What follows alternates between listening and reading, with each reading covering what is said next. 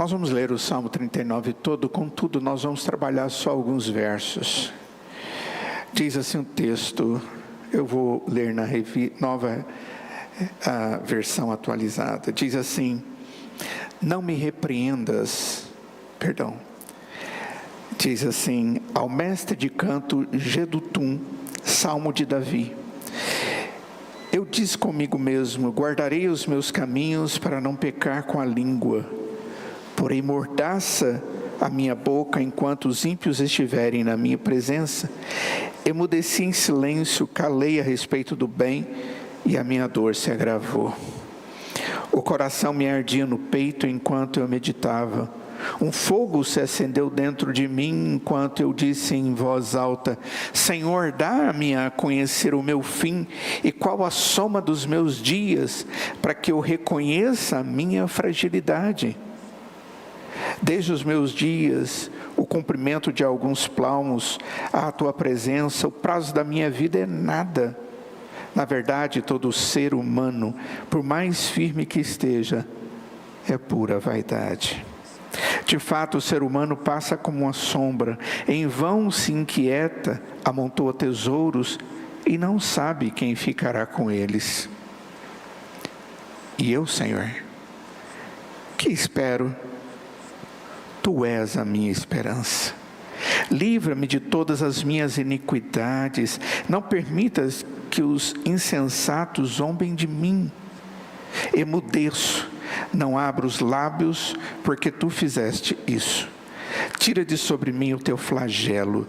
Pelo golpe de tua mão estou perecendo. Quando castigas alguém com repreensões por causa do pecado, destrói nele como traça o que tem de precioso. De fato, o Senhor é pura, o ser humano é pura vaidade. Ouve, Senhor, a minha oração, escuta-me quanto grito por socorro. Não fiques insensível às minhas lágrimas, porque sou forasteiro diante de ti, peregrino como todos os meus pais o foram. Desvia de mim o olhar, para que eu tome alento antes que eu passe e deixe de existir. É um grande choro, só que na presença de Deus. Ao mesmo tempo que ele fala com Deus, ele mostra que ele tem algumas respostas de Deus já para a sua vida, mas no final de tudo ele diz: me acode antes de eu morrer. Vamos orar. Ó Senhor, certamente grandes são as lutas nossas na vida, e nós sabemos qual a razão disso, Pai. Nós sabemos que o pecado colocou-nos tantas coisas ruins, e nós colocamos isso em atividade, nós pecamos uns contra os outros sendo egoístas, nós pecamos contra o Senhor, não buscando a santidade para viver com o Senhor, que é Deus Santo. Nós, ó Deus, temos que aprender a olhar para dentro do nosso próprio coração e ao mesmo tempo olhar para o céu. E nós te pedimos, Pai, que agora o Senhor nos dê a bênção de compreendermos a Tua palavra, para a nossa edificação, Senhor, para a cura das nossas feridas do coração. Isso tudo para a glória do nome santo do Senhor. Em nome de Jesus. Amém. Eu disse comigo mesmo, diz o salmista, guardarei os meus caminhos para não pecar com a língua. E logo depois ele diz, eu porei uma mordaça à minha boca, enquanto os ímpios estiverem na minha presença. Quais são as perguntas que passam na alma de cada um de nós? Nós ficamos tão envolvidos com as coisas do dia a dia, que muitas vezes nós não temos tempo e nem energia que já foi gasta para pensar sobre coisas verdadeiramente importantes. Nós acordamos, fazemos a higiene pessoal, tomamos o nosso café e vamos embora para o trabalho. Na hora do almoço, paramos, almoçamos e voltamos para o trabalho. E no fim do dia, muitas vezes exaustos, ainda pensamos nas coisas do trabalho. Envolvemos com a família e os afazeres, e aí nós dormimos. E no outro dia, fazemos as mesmas coisas.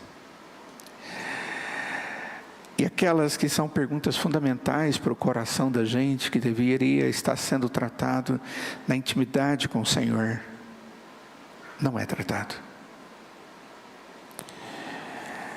Então algo acontece. Está indo tudo normal, todo dia, mas de repente, eu perco o emprego. Alguém que eu amo morre. Um dos filhos fica doente. A gente tem a notícia que um amigo tem câncer.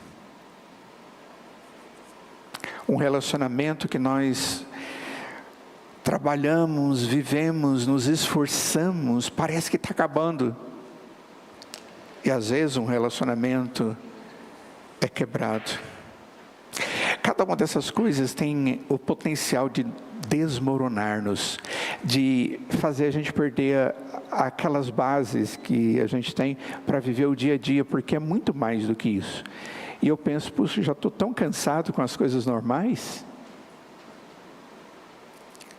Eu estou cansado com o dia a dia. E de repente surge alguma coisa a mais, e é tão grande, e mais importante. E aonde que eu vou colocar isso?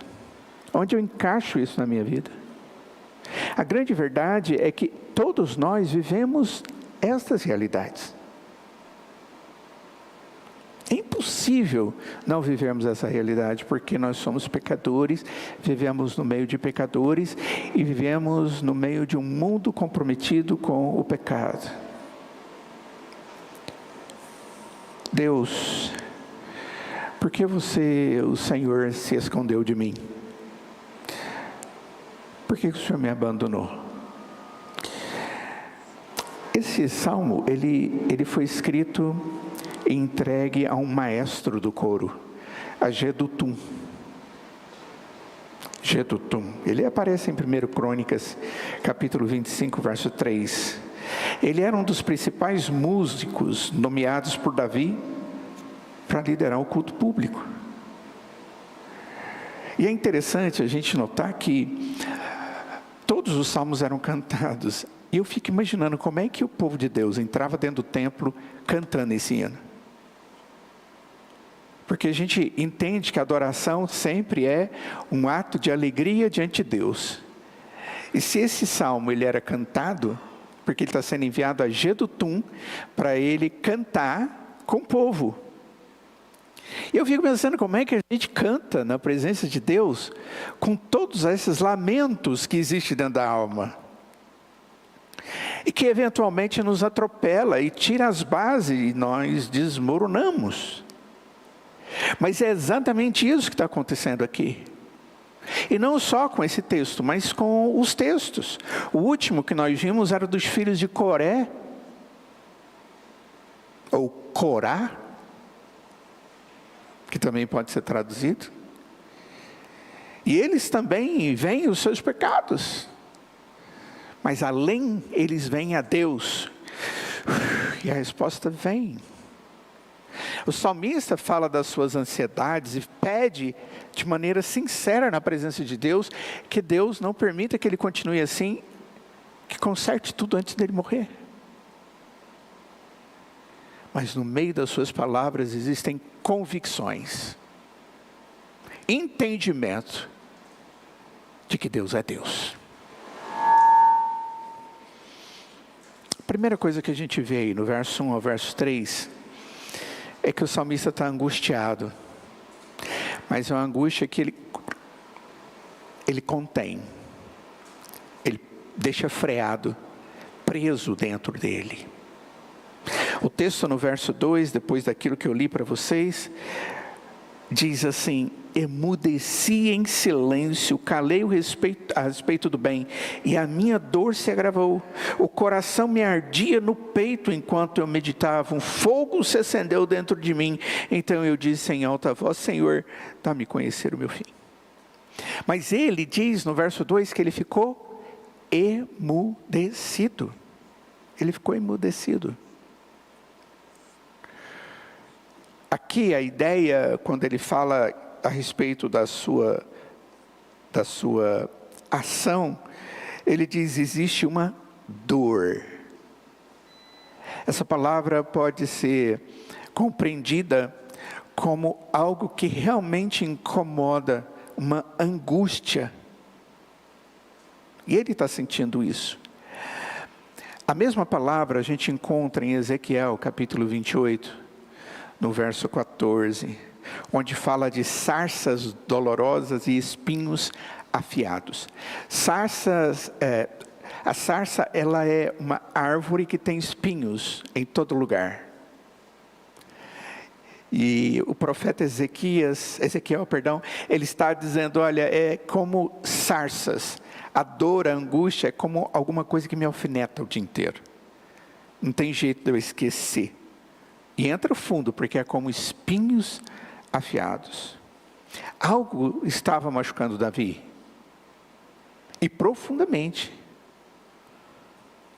É como se ele por dentro tivesse algumas coisas enfiando nele. A primeira coisa que Davi diz diante disso é: eu vou guardar os meus caminhos para não pecar com a minha língua. E isso é fantástico. Ele diz: olha, eu vou guardar a minha boca com tapa-boca, com uma mordaça, enquanto os ímpios estiverem na minha presença. E ele tem uma razão por isso, ele está nos ensinando. Nós temos muitas vezes, o ser humano, a necessidade de expressar, e de questionar, e de viver de maneira tal que a gente pensa que isso é uma resolução. E não é. O verdadeiro servo de Deus tem que saber o que e quando fala. Ele diz o texto: porque existem ímpios ao meu redor, e eu não sou. Ele quer ter cuidado com a forma como ele verbaliza a sua luta interior. Seus sentimentos estavam ali altos, muito altos. Ele estava pronto a agir até contra Deus no seu desabafo. Mas ele tem muito cuidado, porque de repente quem está do lado dele é uma pessoa ímpia, que não conhece a Deus. Se a gente perceber bem, a luta foi tão grande, que ele, sem falar, já tinha medo de que alguém interpretasse mal a angústia do seu coração. Então ele se compromete diante de Deus a não expressar a sua angústia, porque pessoas más podem fazer uma interpretação má das suas perguntas. Eu vejo algo semelhante no Salmo de número 73. Quando Asaf olha os ímpios prosperando, olha as pessoas que fazem o mal, indo bem na vida, e Asaf diz: ai. Aí ele diz: só de pensar em falar sobre isso, para aqueles que estão comigo aqui, eu já peco. Eu sinto que vou pecar. Essa era a sensação de Asaf no Salmo 73. Existem certos sentimentos, certas reações que acontecem dentro do coração e da mente da gente, que não tem lógica com aquilo que eu já vivi com Deus. Não cabe com aquilo que eu sei a respeito de Deus. Não coaduna com a graça de Deus que já foi derramada sobre a minha vida.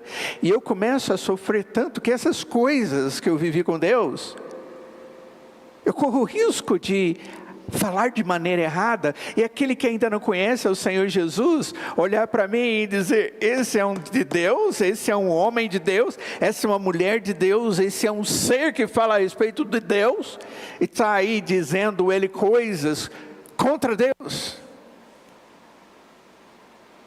Eu vou guardar a minha boca, eu vou ter sabedoria diante dessa situação. Nós precisamos ter muito cuidado, porque às vezes nós convivemos com pessoas que a gente, dia e noite, ora por elas, intercede por elas, tem cuidado nas palavras, tem cuidado nos atos, porque nós desejamos que essas pessoas, como nós, deixem de ser ímpias, e julgadas e penalizadas por Deus por isso, e passem a crer, e sejam graciosamente perdoadas, salvas, e caminhem com a gente. Mas de repente essa coisa grande que aconteceu, tira de mim o norte, e eu perco até mesmo a noção. Então ele diz: eu prefiro ficar emudecido. Eu preciso saber com quem eu desabafo. Eu preciso saber com quem eu coloco a minha angústia toda diante dele. E a resposta aqui é Deus. Eu posso buscar alguém que me ajude a encontrar o Senhor aqui, mas encontrar no Senhor a resposta de Deus. Tenha cuidado com os seus desabafos. Tenha cuidado com os seus descontroles diante das angústias da vida. Por você, pelo seu Deus, e pelas pessoas que não têm a Deus, são chamadas de ímpios aqui, e que você gostaria que tivesse na sua vida exemplo e pudessem dessa forma conhecer o Senhor. Nossa, pastor, é algo duro demais, né? Mas é isso. Essa é uma responsabilidade. Deus pode lidar com as nossas explosões de emoção, mas os outros podem não ser capazes de entender as nossas explosões. Aí o texto diz: principalmente os ímpios que estão predispostos a pensar negativamente de Deus em seu primeiro lugar. Então eu fico contido. Mas ele diz: mas o fogo continua queimando dentro de mim. O fogo está ali, as perguntas não desapareceram, a angústia piora, a dor piora, ela é como se fosse colocado algo que pudesse pegar mais fogo, ela é excitada, essa dor parece que se torna maior, diz ele. Então, Senhor, eu fico calado, mas enquanto isso, aquilo tem a capacidade de queimar dentro de mim. Sabe quando você come uma pimenta e aquele negócio dói na sua boca? Aí você lava a boca para tirar aquilo e a pimenta continua estando ali? Ainda leva um tempo aquilo fervendo dentro de você? É mais ou menos isso. Não sei se o exemplo é suficiente. Os efeitos continuam ali. Enquanto eu meditava, diz Davi, o fogo queimava, então eu falei com a minha língua. Fica quietinha. Mas se a gente olhar nos versos 4 em diante, ele abre a boca. Mas observa que quando Davi faz isso, ele o faz de maneira cuidadosa, respeitosa, para que não faça o que os outros, para que ele não conduza os outros, para que ele não influencie os outros, eles tropecem, nem profanem o nome do seu Deus, que continua sendo seu Deus. Quando ele detém a sua boca de falar, é para que ele medite. E quando manifestar alguma coisa, seja correto. Então ele diz: Senhor, dá-me a conhecer o meu fim e qual a soma dos meus dias, para que eu reconheça a minha fragilidade. Ele está pegando a sua fragilidade, a sua angústia, e agora ele fala a respeito dela. Agora ele explica, do verso 4 ao verso 11, a sua angústia. Talvez Davi fale de algumas angústias aqui e você fala: não tem nada a ver comigo. Mas tem. Porque isso passa a ser um exemplo de coisas que a gente pode enfrentar. O que estava incomodando Davi? Observem bem, no verso 4 ele diz, ele entende que a sua vida é frágil. E ele chega para o Senhor e diz: mostra-me quantos serão os meus dias. Ele não está reclamando, ele não está fazendo isso. Deixe-me saber o meu fim. Literalmente, quando eu cessarei, morrerei. Qual que é o limite dos meus dias? Ele está falando sobre a sua morte. Mas Davi não está pedindo a Deus que o avise qual é o somatório da sua morte. Daqui quanto tempo eu vou morrer? Não é isso que ele está dizendo. Ele está literalmente dizendo: deixe-me saber como estou aqui. Minha vida. E como eu estou diante do Senhor. É como se ele dissesse: abra os meus olhos para eu ver o Senhor, e olhe os meus dias, e entenda que eu sou finito, pequeno, mas estou diante de um Deus grande. Mostre-me para que eu saiba, diz o texto, para que eu reconheça a minha fragilidade. Ele não está dizendo para Deus: Deus, mostra quantos dias eu tenho para eu me preparar. Ele diz: mostra que eu sou frágil, que eu sou limitado, que os meus dias são contados pelo Senhor, e tudo que acontece vem do Senhor, e eu olhe para o Senhor e veja que o Senhor tem domínio sobre tudo isso, para que eu reconheça a minha fragilidade, Senhor. Porque quando eu vejo o Senhor, eu vejo como eu sou pequeno. Eu não tenho que perguntar para Deus quando eu vou morrer. Eu tenho que perguntar para Deus: Senhor, me mostra, me ajuda a contar os meus dias, para que eu seja sábio e para que eu conviva na presença do Deus eterno de maneira correta. É isso que ele está dizendo aqui. Ele diz algo que eu acho fantástico aí no verso 5. Deste aos meus dias o cumprimento de alguns palmos. A tua presença, o prazo da minha vida é nada. Na verdade, todo ser humano, por mais firme que esteja, é pura vaidade. O que ele está dizendo: olha, tudo é fugaz, minha vida são alguns palmos, minha vida é como nada, minha vida é como uma sombra, e minha vida é como vaidade. Essa palavra vaidade, ela pode ser traduzida por sopro. A minha vida é a mesma expressão que nós encontramos regularmente no livro de Provérbios. Quando o autor, ele fala da vida ser vaidosa. As dificuldades e as riquezas, algo de vaidade. É como se ele dissesse: olha, aquilo não tem o valor que muitas vezes você coloca ali. Porque tudo isso é como sopro, passa.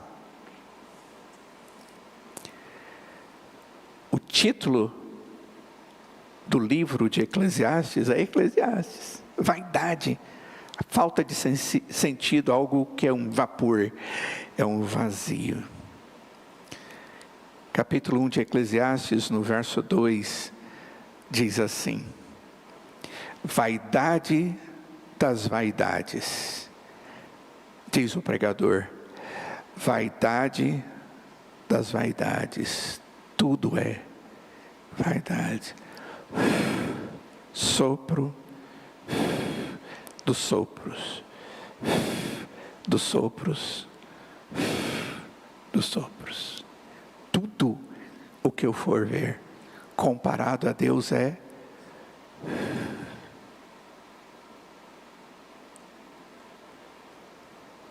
pequeno.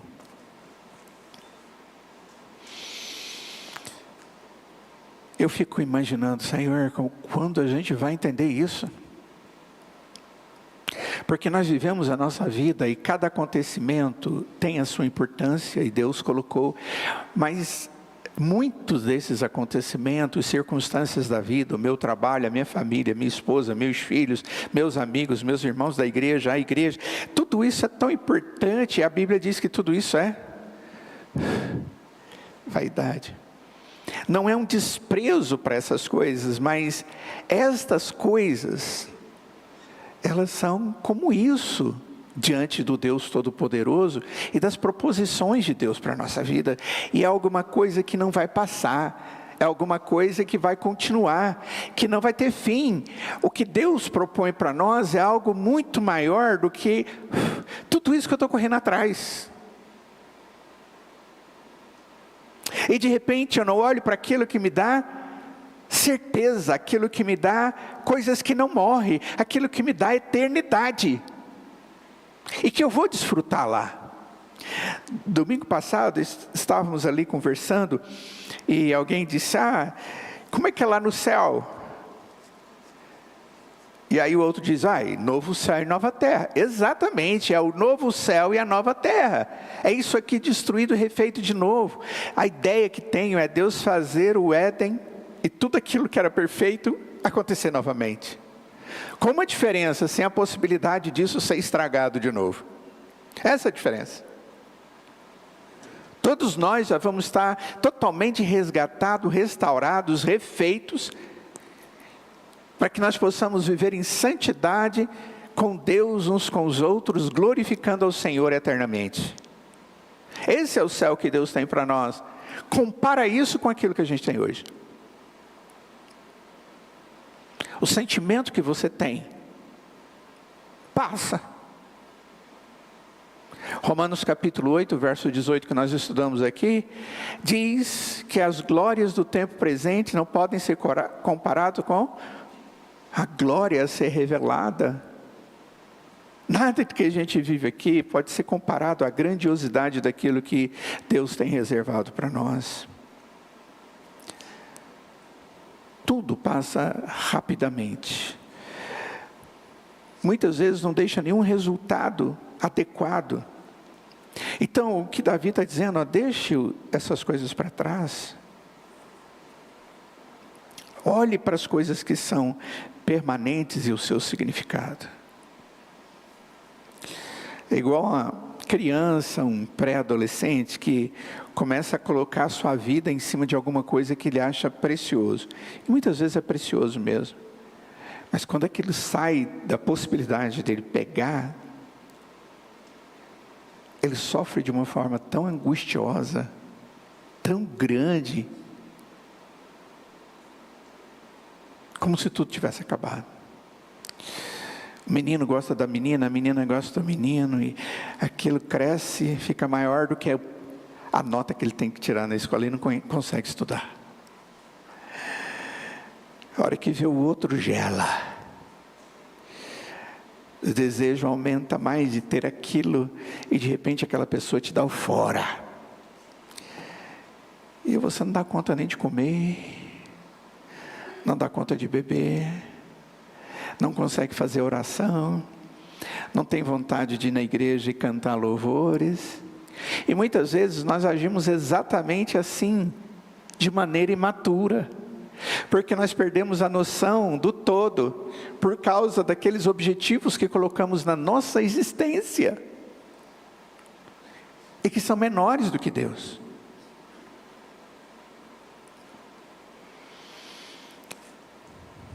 Para que a gente não fique preso na ilusão do nosso próprio significado.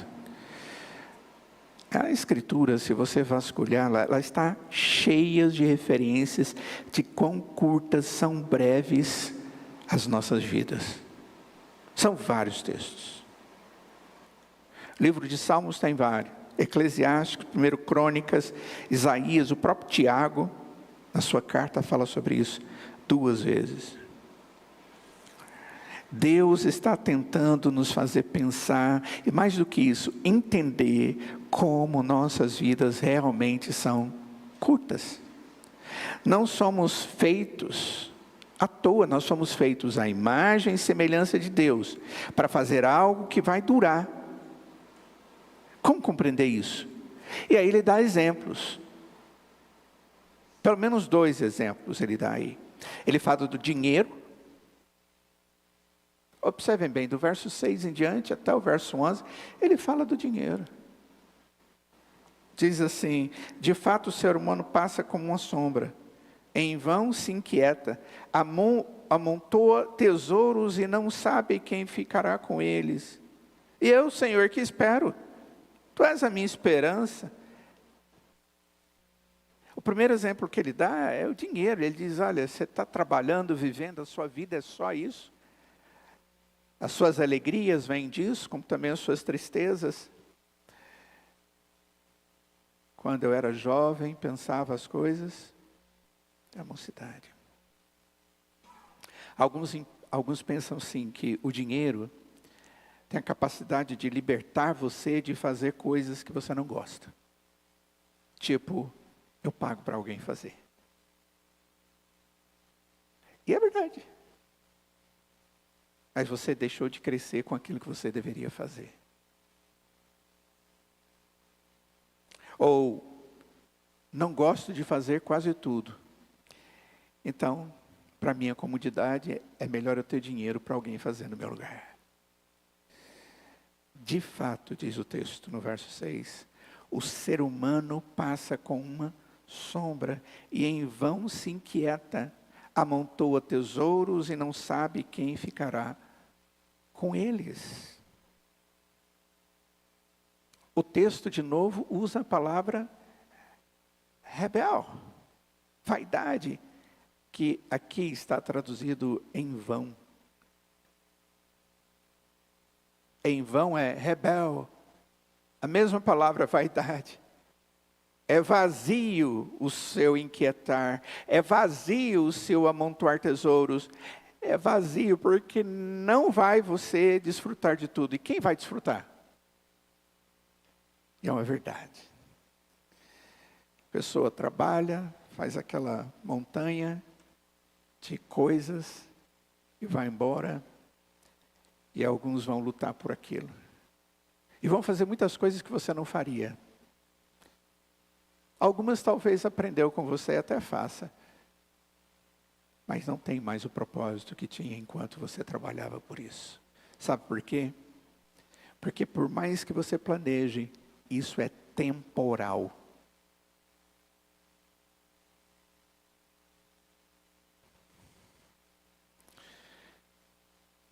É como se fossem fantasmas andando de um lado para o outro, ajuntando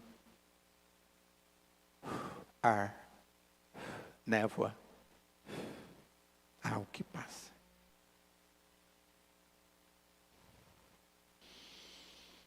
Vocês lembram quando o Senhor Jesus encontra com um homem na sua parábola, chamado de rico insensato? Aquele indivíduo que tinha uma colheita tão boa que não tinha onde armazenar a sua colheita. Que bênção! Então ele pensou o seguinte: eu vou derrubar meus celeiros, vou construir celeiros maiores para amontoar, para ter a minha riqueza grande ali.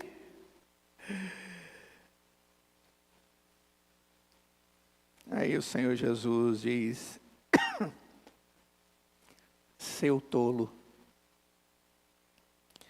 nessa mesma noite sua vida será exigida. Então quem que vai receber o que você preparou para si mesmo? O que o Senhor Jesus está dizendo é exatamente o que o salmista está dizendo aqui. O dinheiro é como a água, você não pode segurá-la em suas mãos, ela passa por entre os seus dedos, ela escorrega.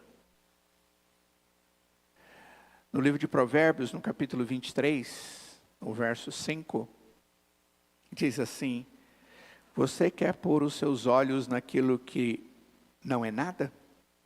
Porque certamente a riqueza criará asas, como a águia que voa pelos céus. Vai embora. Verso 11 ele diz: quando castigas alguém com repreensões por causa do pecado, destróis nele como traça o que tem precioso. É uma outra figura. Primeira do vão. Agora ele fala da traça, daquelas mariposas. Elas comem as roupas, destroem, literalmente consome, faz buraco, torna inviável o uso. E o que Davi está dizendo é que à medida que você acumula riquezas, ali no meio já vão ter larvas de mariposa, estão sendo colocadas com ela e elas vão comer e vão destruir, enquanto você está colocando ali para guardar. É mais ou menos quando você compra alimento e coloca dentro do seu armário de comida. E de repente você está olhando um daqueles sacos, e no meio daqueles sacos de arroz lá, você vê aqueles bichos todos. Uma parte daquilo que você gastou, você trabalhou para comprar, jogado fora. E você tira, e você tem tanta preocupação, que você começa a olhar tudo, tira tudo do lugar, lava aquele lugar, passa o que tem que passar, para que não tenha aqueles bichos, você olha todos os sacos, e aí você fica pensando, será que eu tenho que pôr em outro lugar? Será que eu vou conseguir reter? Passa algum tempo, é o feijão. É o macarrão. Passa o prazo, e aí você abre a lata, que tinha aquela conservante, mas ele não dá conta de conservar para o resto da vida, e aquilo fede, você joga fora. Você perdeu.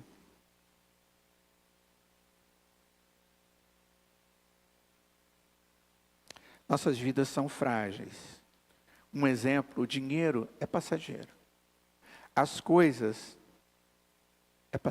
são passageiras. Então essa é uma afirmação que ele faz. Uma outra afirmação que ele faz é que o pecado é algo tão tolo, tão bobo. Sabe por quê?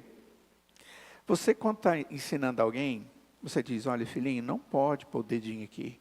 Isso aqui é tomada. Ele não tem a menor ideia do que é aquilo. Aqui tem choque. Ele nem sabe o que é. Ah, o choque, é o choque. O que é o choque? Só que ele aprende que choque é um negócio que morre, machuca, destrói. Você fala uma verdade para o menino. E aí o menino vai com o dedinho dele assim. Ele quer experimentar. Que tolice.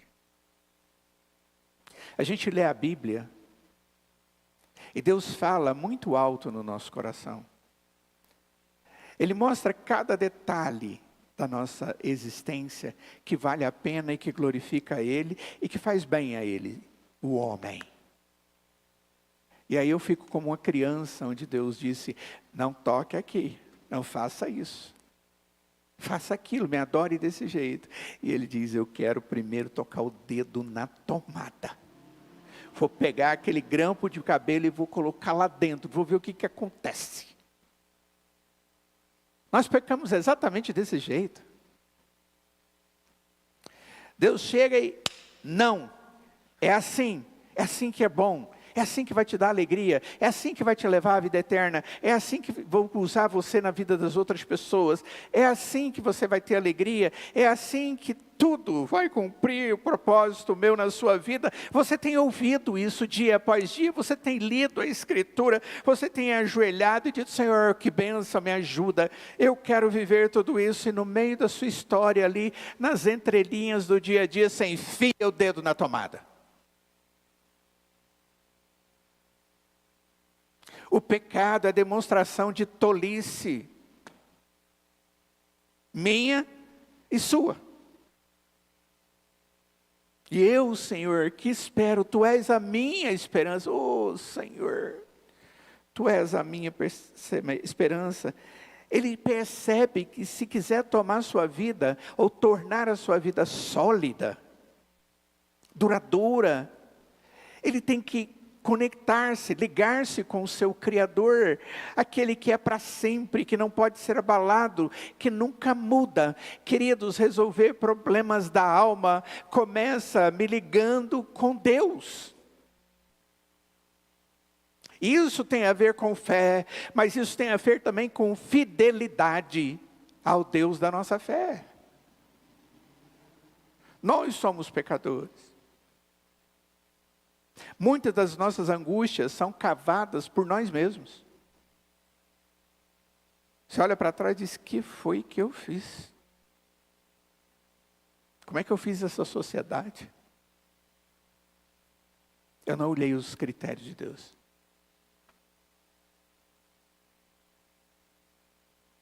Tudo isso cria um dilema no coração desse homem. Mas ele está sendo conduzido. E ele entende que o salário do pecado é a morte.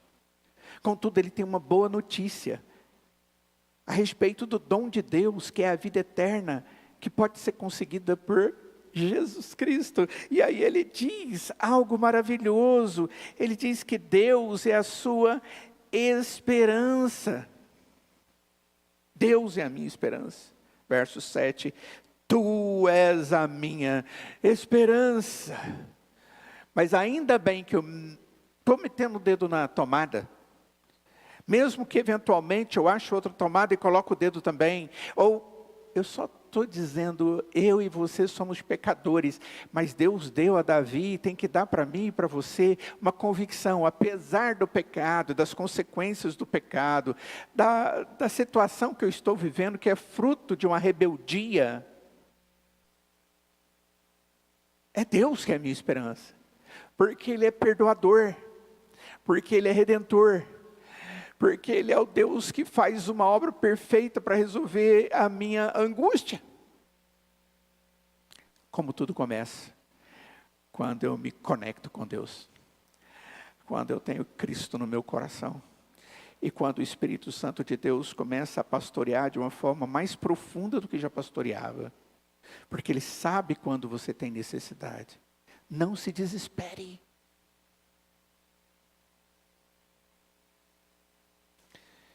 Ontem eu fui assistir um desenho animado. Divertidamente. Assistiram 2? É muito interessante.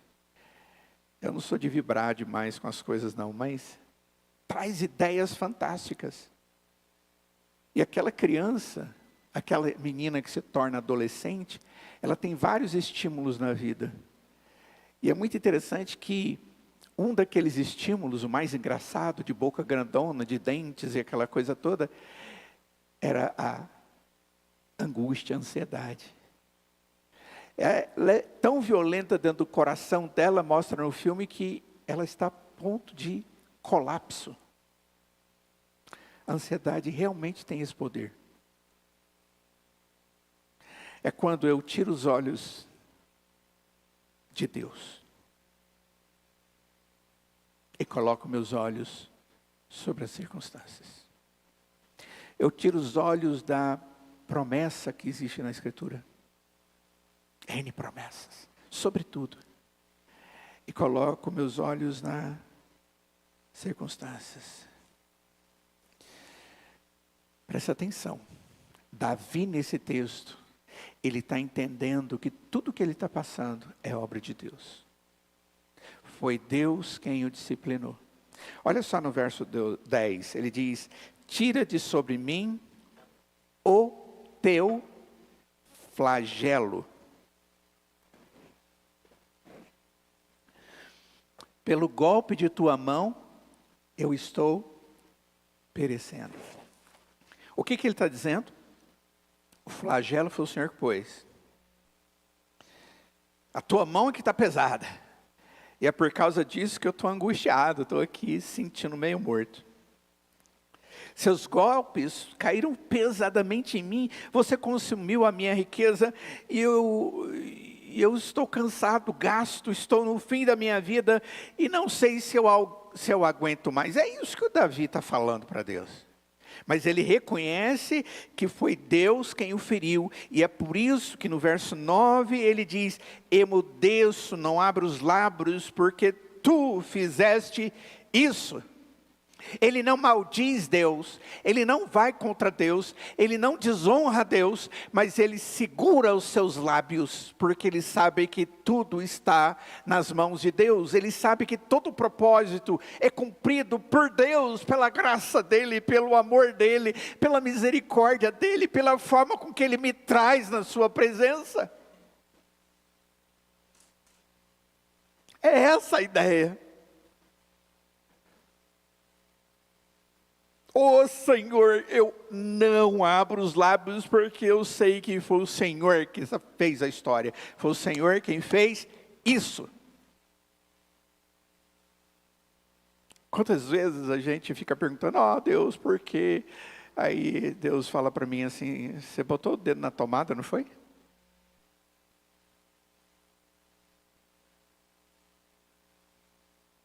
Aí depois eu reclamo mais um pouco e Deus diz: esse também foi uma tomada que você pôs o dedo. Davi está dizendo: eu reconheço. E o Senhor está me disciplinando. Davi é um homem segundo o coração de Deus, mas lembrem-se de uma coisa: Davi fez muita coisa errada. Deus disciplinou Davi de várias maneiras, tirando o filho, trazendo angústia, dor no coração, dor nos ossos, na carne. Ele diz: tudo em mim está como se estivesse podre. Enquanto ele calou os seus pecados diante de Deus. Enquanto ele não chegou e disse: Senhor, eu pus o dedo na tomada e foi naquela, e eu fiz isso deliberadamente, o Senhor sabe que eu fiz, e eu estou aqui confessando. E Deus diz: então tá. Davi está dizendo: eu não entendo todos os propósitos do Senhor, mas eu estou aqui. O Senhor está me quebrantando. Senhor, eu não consigo mais lidar com isso. No Salmo 90, versos 7 a 9, é fantástico. Pois somos consumidos pela tua ira e pelo teu furor conturbados. Pusestes as nossas iniquidades diante de ti, e sobre luz do teu rosto os nossos pecados ocultos. Pois todos os nossos dias se passam na tua ira, acabam-se os nossos anos como um breve pensamento. Deus sabe de tudo.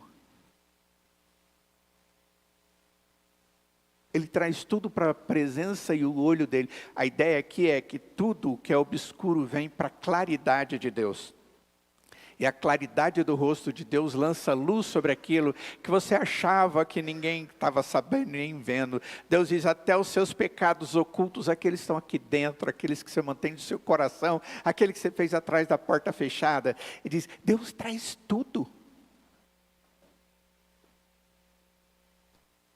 Deus se preocupa demais por mim, se preocupa por você, para deixá-lo e deixar-me e deixar você vagando pelos caminhos destrutivos do pecado. Deus cuida de nós e não vai deixar.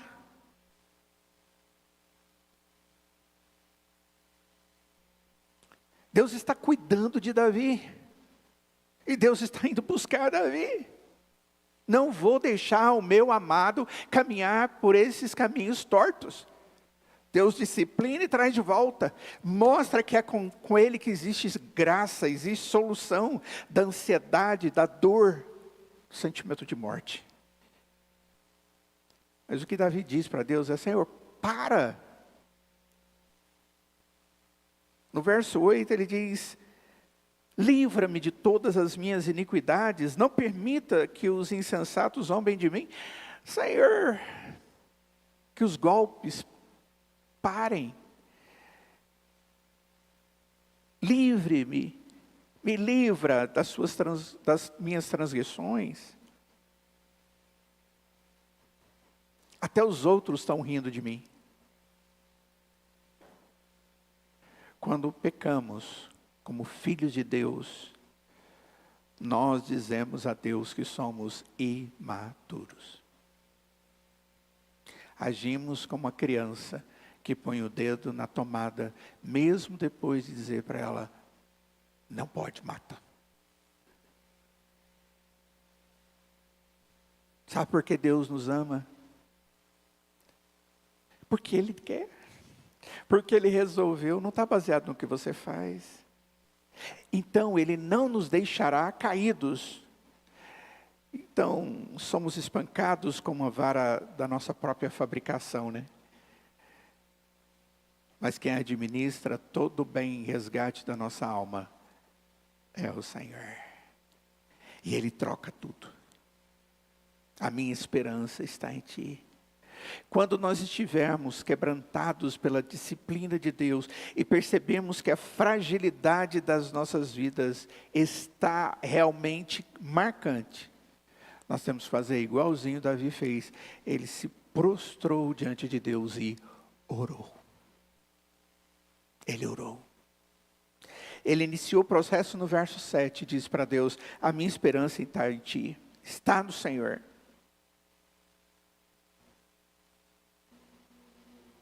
Ele não está dizendo a minha riqueza, a minha sabedoria, a minha experiência, os meus dons, a minha habilidade. Pelo contrário, ele está dizendo, agora a minha esperança está somente em Deus. Salmo 62, verso 8 diz assim, confia em Deus em todo o tempo, ó povo, derrame diante dele o seu coração. Davi confia no amor de Deus para ouvir o clamor do seu filho, para ajudá-lo a entender o que está acontecendo ali dentro da sua vida, para obter uma visão, uma contemplação, uma perspectiva de Deus sobre as limitações da vida. Ele não está dizendo para Deus, mude as circunstâncias que eu estou vivendo. Não é isso que Davi está pedindo. Ele está dizendo, Senhor, me dê percepção da perspectiva do Senhor sobre essas circunstâncias. E eu aprenda a viver com elas. Não é para você ir até Deus, para confrontar a Deus, mas é ir até Deus e diz, abre os meus olhos para que eu compreenda o que o Senhor está querendo fazer na minha vida. Muitas das nossas angústias, queridos, quando a gente trata no gabinete pastoral, muitos desses amados, e eu já passei por isso, nós estamos vivendo momentos difíceis na nossa vida, porque nós valorizamos coisas que não devemos, porque tiramos os nossos olhos do Consolador, e nossa esperança não é o Senhor. E o trabalho que dá é levar as pessoas a se conectarem de novo com Deus. A se arrependerem dos seus pecados, para que o ato disciplinador de Deus deixe de existir. E aí o Deus que é a nossa única esperança, passa a ser o meu foco de vida de novo. Aquele momento, Davi estava deprimido, estava chorando. Mas Davi não sabia da redenção? Claro, o Senhor é a minha esperança. Olha só, no verso 13. Deixa eu ver aqui.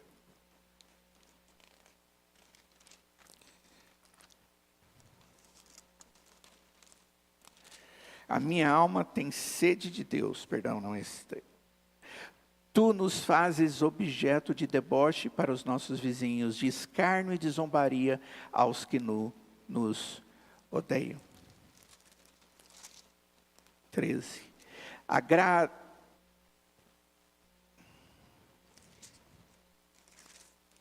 Desvia de mim o olhar para que eu tome alento antes que eu passe e deixe de existir. Desculpa, as folhas são de uma Bíblia nova.